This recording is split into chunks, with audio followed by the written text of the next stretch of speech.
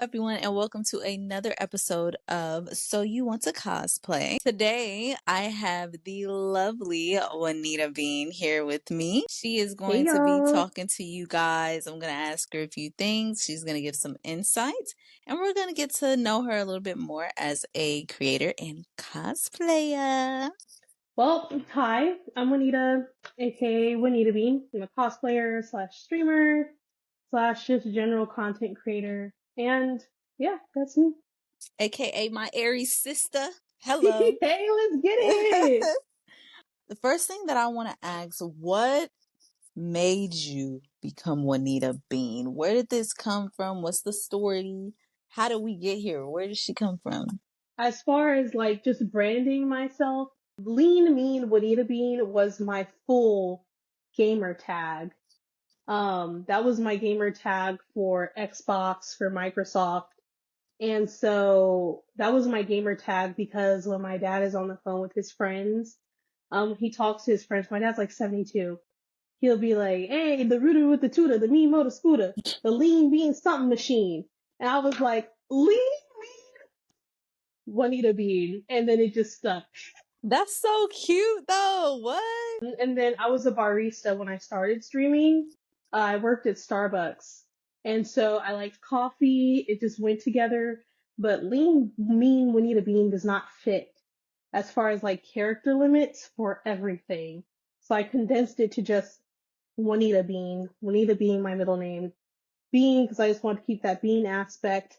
So my logo is a pixelated coffee bean. It's so Because cute. Minecraft was my first game, so I was like, okay, let's just do a low poly bean. And so that's where I got my logo. I never knew that story, so this is new for me too. Oh, that's so Yes.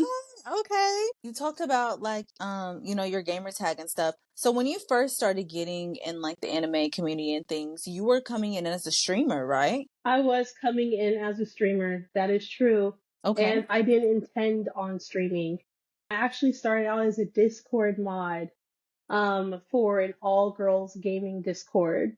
Oh, And I was overseeing the Minecraft area of things because I was the one that was well versed in JavaScript mods and commands and you just dressing out your game. And right. so Minecraft was like my specialty.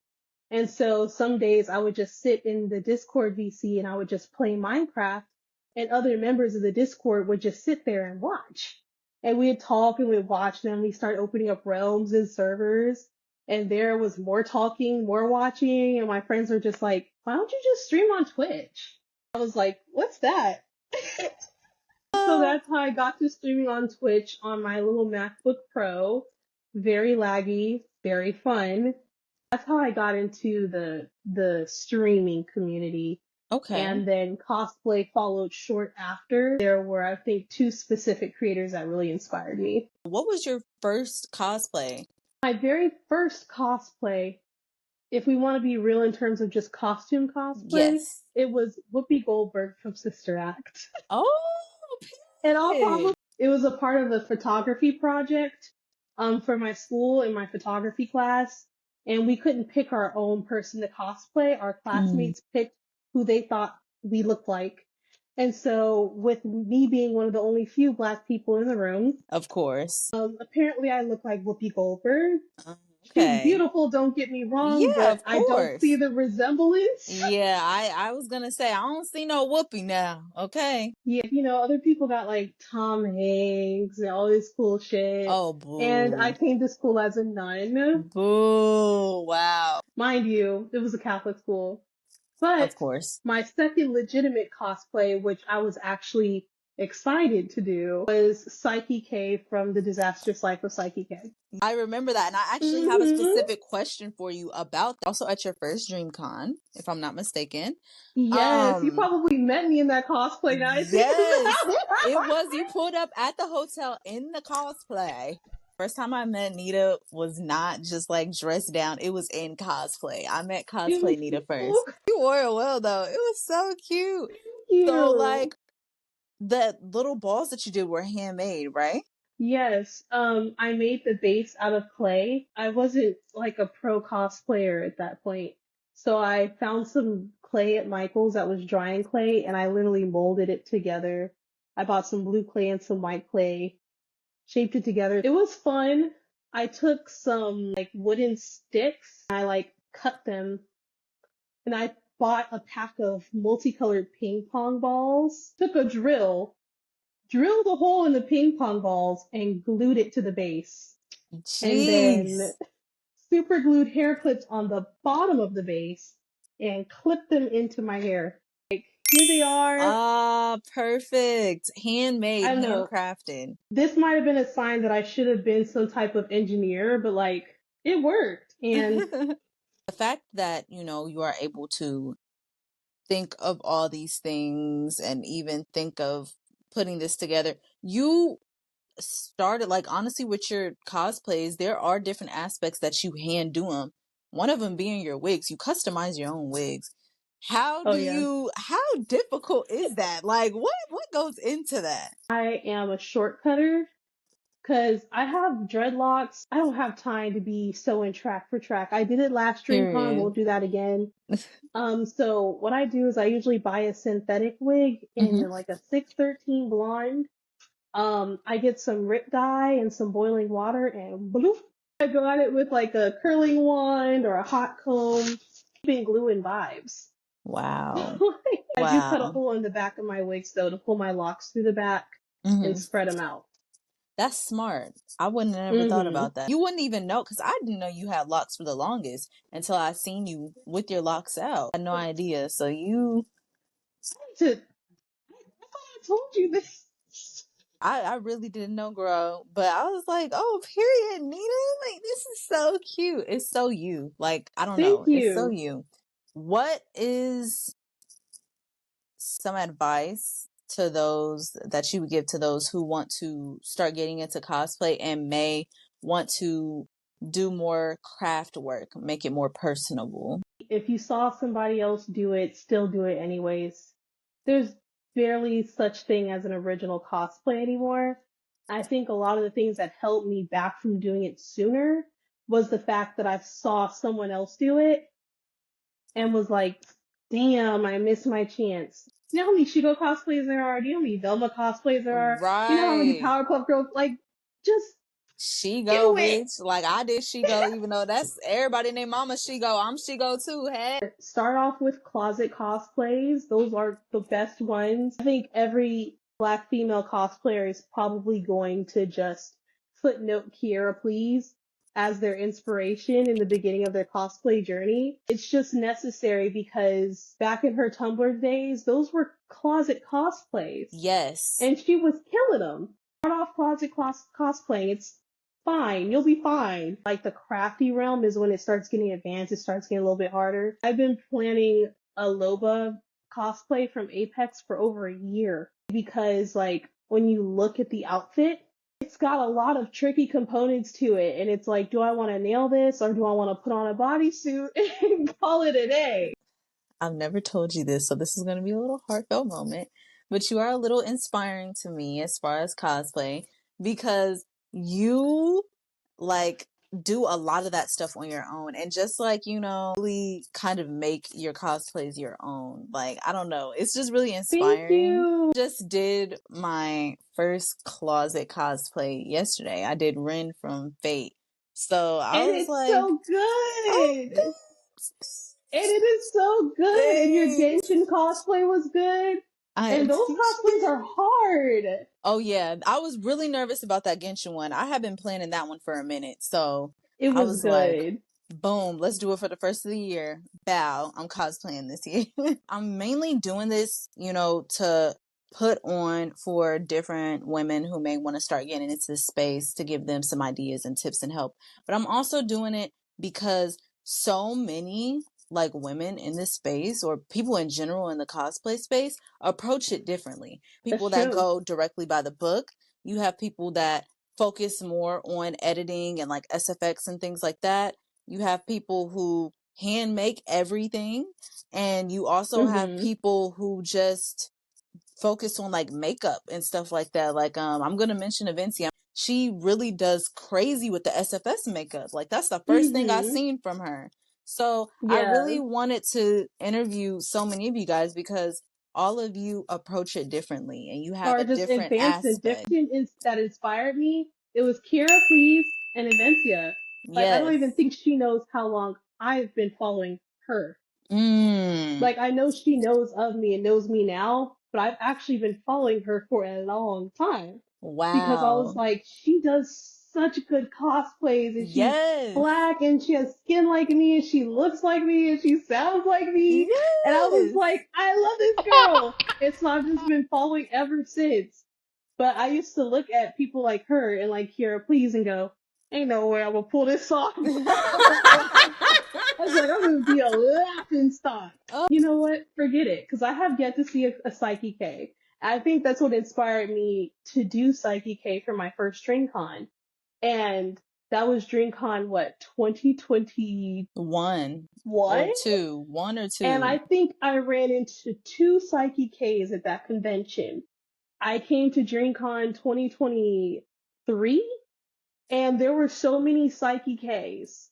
I Awesome. couldn't Wow. even photograph them all. So I'm like, that had to be just a droplet of inspiration. Yes. Just a droplet. So I would even say, like, go at it, and even the rare cosplay. I'm waiting to see a black Dr. Stein. I'm trying to, like, force a guy that I know, someone, to be Dr. Stein. I think you worded that beautifully. I think, that's really important in this space. Like I said, just seeing somebody else black being able to approach. I mean, you already see so many people under Mm-hmm. black cosplayer stuff. Oh, that character's not black. That character, you can't cosplay that character. Who cares, bro? I can Sometimes they cosplay end up whoever I looking want better than to. the OG. Like, what? Come on now. Support a cosplayer, y'all. This shit ain't cheap. This shit ain't Ooh. cheap. And this goes for the people who not only just buy them, but also people that make them, all the materials it takes. Because, like how you said, you have Loba. I actually have a pretty big cosplay that I'm planning to do for DreamCon this year. And then also the little Winnie the Pooh. Oh, That thank is you. so cute. Everybody's favorite. And It's so oh my cute. God. Oh my God, Naya. If you knew what I went through before I took those pictures, Oh like I my. was actually mad at myself, What? Why? because I got off of work late. I hated my job. Mm, I quit that job. I got period. home. I had plans to do the cosplay. Couldn't find the shirt that I wanted. I was just frustrated. Like my mental health was like at an all-time low. And Mm, I was just like, you know what? Forget it.